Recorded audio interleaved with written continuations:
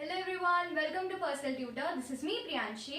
Now we are going to continue our chapter Understanding Diversity and we are going to look at the comparison between Ladakh and Kerala. अभी तक हमने दोनों जगह की situation देख ली कि लद्दाख में कैसा है और केरला में कैसा है और इसके कारण हमें क्या क्या पता कि इंडिया एक सिंगल कंट्री उसी में अलग अलग जगह पर कितनी डाइवर्सिटी हो सकती है। तो हमने देखा कि दोनों के यानी लद्दाख और केरला के ज्योग्राफिकल टर्म्स में तो दोनों कितने डिफरेंट थे। ज्योग्राफिकल टर्म्स यानी दोनों का लैंड एरिया कितना अलग अलग था। एक था एकदम नॉर्थ में, लद्दाख यानी एकदम नॉर्थ में, जम्मू एंड कश्मीर के ईस्ट साइड में, और वहीं केरला जो था वो साउथ में था। दोनों जगह कैसे, एक जगह तो बारिश ही नहीं होती है और वहीं दूसरी जगह इतनी बारिश होती है कि लोग आराम से एग्रीकल्चर कर सके। वहां पर कितनी स्नो होती थी और यहाँ पर नहीं होती थी। एग्जैक्टली उसी के साथ में उधर बहुत सारे माउंटेन्स और हिल्स थे। केरला में हिल्स थे और उसी के साथ में पास में सी भी था। तो ज्योग्राफिकल टर्म्स में तो कितने डिफरेंट थे दोनों। वहीं पर उनकी सिमिलैरिटी क्या थी, यानी हमने डिफरेंस देख लिया, यानी यहाँ पे क्या पता चला हमें डाइवर्सिटी के बारे में कि कितने डाइवर्स है दोनों ज्योग्राफिकल टर्म्स में। लेकिन फिर भी उन दोनों के बीच में सिमिलैरिटी क्या है, हिस्टोरिकल टर्म्स में। हिस्टोरिकल टर्म्स में कैसे कि दोनों कल्चरली इन्फ्लुएंस थे। दोनों का जो भी कल्चरल इन्फ्लुएंस था, यानी दोनों किससे इन्फ्लुएंस हुए थे, चाइनीज एंड अरब से। ये हमने देखा था चाइनीज कैसे, जैसे लद्दाख में हमने देखा था जो चाइनीज ट्रेडर्स थे, जो तिब्बतियन ट्रेडर्स थे, वो कैसे जाते थे उन पासेस के बीच में से जो, और केरला में चाइनीज नेट यूज होती थी फिशिंग के लिए। और हमें पता है कि अरब्स और जूस जो थे वो पहले लोग थे जो कि केरला में आए थे। तो इससे हमें क्या देखा कि दोनों के बीच में सिमिलैरिटी क्या थी, उनके हिस्टोरिकल टर्म्स में जो उनका कल्चरल इन्फ्लुएंस था दोनों जगहों के ऊपर, वो था सिर्फ चाइनीज और अरब्स का दोनों जगह। तो ये क्या हो गई, दोनों के बीच में सिमिलैरिटी हो गई कि इतनी डाइवर्सिटी होने के बाद भी कुछ कुछ सिमिलैरिटी हो सकती है, और यहाँ पर वो सिमिलैरिटी हिस्टोरिकल टर्म्स में थी। अब एक और डिफरेंस क्या आया, एक और चीज किसमें डाइवर्सिटी आई कि लद्दाख में जो वहां का एटमॉस्फेयर था, वहां की जो ज्योग्राफिकल लोकेशन थी, उसके कारण वहां पर शिप रियरिंग पॉसिबल हुआ। शिप रियरिंग यानी क्या करा था, उन लोगों ने शिप को आराम से पाला और फिर उसके बाद उसको वुल को यूज करा था एंड पश्मीनी शॉल्स। वहां पर क्या सपोर्ट हुआ, फिशिंग और स्पाइस कल्टिवेशन। यहाँ केरला में एनिमल रियरिंग नहीं हुई, शिप रियरिंग नहीं हुई, उसकी जगह पर क्या हुआ, स्पाइस कल्टिवेशन और फिशिंग हुई। और वैसे ही लद्दाख में रियरिंग हुई और वहां पर एग्रीकल्चर नहीं हो पाया। सो इन सब से हमें क्या पता चलता है कि जो डाइवर्सिटी होती है वो हिस्टोरिकल और ज्योग्राफिकल दोनों फैक्टर्स के कारण आ सकती है, और उसी में कई बार जो हिस्टोरिकल फैक्टर्स है वो सिमिलैरिटी भी प्रोवाइड करते हैं डाइवर्सिटी को। तो इससे हमने समझ लिया कि हमें डाइवर्सिटी का मतलब तो समझ आ ही गया था। अब हमें ये समझना था कि किन टर्म्स के थ्रू या ऐसे कौन से फैक्टर जो डाइवर्सिटी लाते हैं। तो हमने क्या समझ लिया, हिस्टोरिकल एंड जियोग्राफिकल फैक्टर्स। और ये फैक्टर्स सिर्फ हम पुराने नहीं कह सकते कि पास्ट में जो हुआ था वही उसी के कारण अब डाइवर्सिटी आई है। आज भी हम देखें, अगर हम एक जगह से जब भी दूसरी जगह मूव करते हैं तो हम हमारा कल्चर जो होता है, हमारे ट्रेडिशन जो होते हैं वो अपने साथ लेकर जाते हैं। कल्चरल ट्रेडिशंस यानी क्या, जो भी हम फॉलो करते हैं, जो भी हमारा जो घर है वहां पर जो भी चीजें फॉलो की जाती है, हम उसी चीज को अपने साथ दूसरी जगह लेकर जाते हैं। तो जब दूसरी जगह लेकर गए तो उस जगह पर जो लोगों का पुराना ट्रेडिशन भी होगा और अपना नया ट्रेडिशन भी ऐड हो गया, तब ये वापस से क्या लाएगा, उस जगह पर डाइवर्सिटी लाएगा।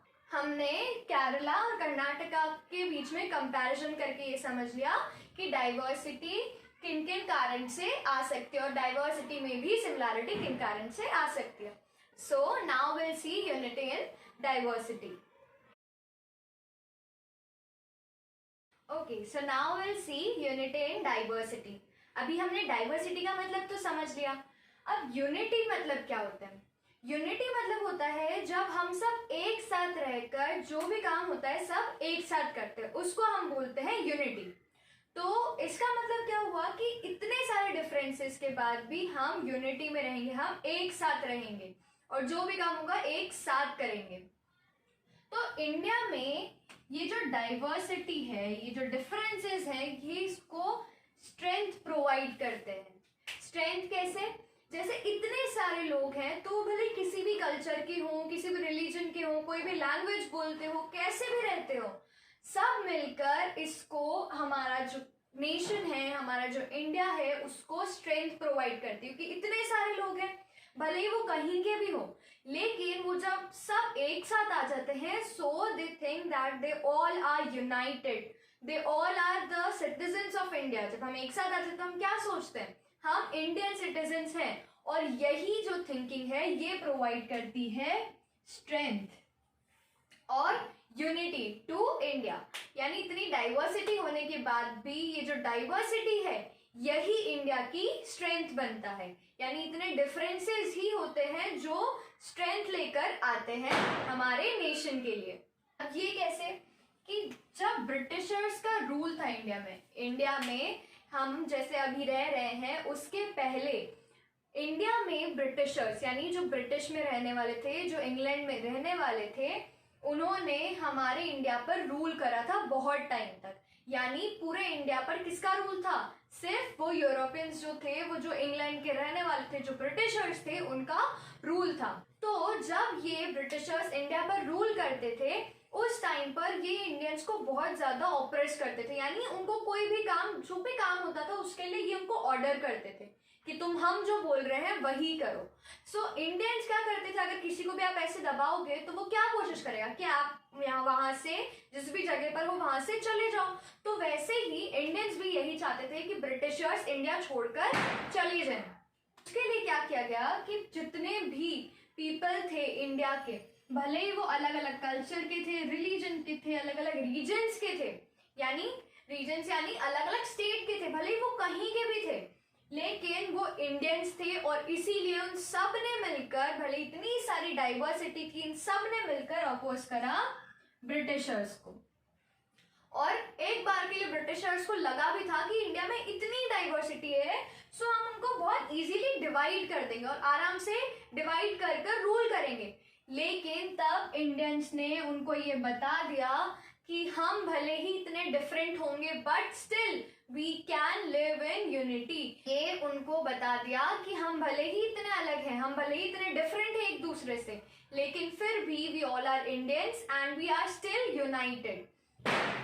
अब हम इसके एग्जाम्पल्स देखेंगे यूनिटी इन डाइवर्सिटी के इन इंडिया, कि हमें कैसे पता चलता है इंडिया में इतनी डाइवर्सिटी में भी यूनिटी है। तो पहला एग्जाम्पल है हमारा जलियांवाला बाग मैसेकर। सो जलियांवाला बाग एक रीजन है अमृतसर यानी पंजाब में। तो पंजाब के अमृतसर में एक रीजन है जलियांवाला बाग। वहां पर क्या हुआ था, ब्रिटिशर्स ने, वहां पर कुछ लोग आए थे इंडिया के बहुत सारे। वहां पर हर साल एक मेला लगता था, व्हिच वी कॉल फेयर। तो वहां पर एक फेयर था और उसमें बहुत सारे लोग आए थे, इंडियंस बहुत सारे आए थे। तब क्या हुआ, ब्रिटिशर्स ने क्या करा, जितने भी इंडियंस वहां पर थे उनके ऊपर एकदम से गोलियां चलानी शुरू कर दी। और उसी के कारण बहुत सारे लोग, बहुत सारे इंडियंस वहां पर मर गए। तो मैसेकर मतलब होता है, और इतनी बड़ी फाइट में बहुत सारे अमाउंट में जब लोग, when people die in large amount, तो उसको हम बोलते हैं मैसेकर। तो जलियांवाला बाग में जो मैसेकर हुआ था, that time many people died and उन लोगों के लिए जो अलग अलग मेंस थे, वुमेन्स थे, पुअर थे, रिच थे, कोई भी था, सब एक साथ आ गए थे and they fought against Britishers because of this. और उसी टाइम पर इन लोगों ने बहुत सारे सॉन्ग्स भी बनाए थे ताकि उस टाइम पर जितने भी लोग लड़ रहे थे from India to the Britishers, वो उनको सपोर्ट कर सके। Second is Jawaharlal Nehru's book. पहली बात तो जवाहरलाल नेहरू कौन थे? जवाहरलाल नेहरू इंडिया के फर्स्ट प्राइम मिनिस्टर थे। तो जवाहरलाल नेहरू जी ने एक बुक लिखी थी which is discovery of India.